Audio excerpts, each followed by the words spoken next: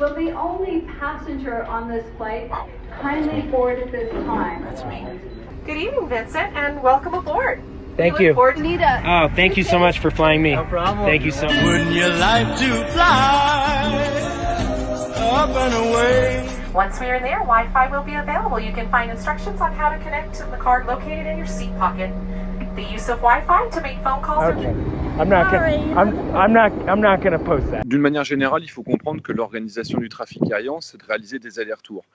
Imaginez le premier vol de l'année vers Corfou. On sait très bien que Transavia ou EasyJet ne font ce trajet que pendant l'été. Donc, à un moment, ils vont commencer leur vol. Ils font un aller-retour. L'aller se fait à 6 h du matin.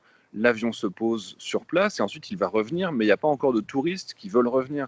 Donc l'avion va avoir son retour quasiment à vide, uniquement avec les personnes qui étaient déjà sur place et qui achètent le billet, mais en réalité les gens achètent plutôt des allers-retours depuis Paris. Là on voit accessoirement que ce n'est pas Delta Airlines qui réalise le vol, c'est une petite compagnie locale. Elle l'a sous-traité à cette compagnie qui devait de toute façon se mettre en place sur cet aéroport un petit peu plus loin. Certainement que dans ces cas-là, l'avion n'avait pas pour objectif de revenir ensuite au point de départ. C'est une mise en place et l'avion va partir vers une autre destination à partir de Salt Lake City.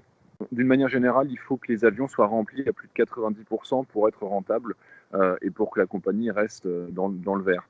Donc là, quand on a un passager sur plus d'une centaine de places, on se doute bien que le vol n'était pas rentable.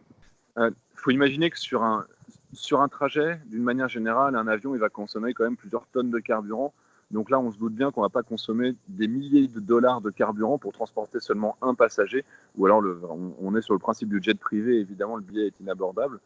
Donc là, d'un point de vue économique, écologique, c'est une aberration, mais l'avion devait bien se mettre en place pour pouvoir faire un vol ultérieur, faire un vol retour ou vers une autre destination.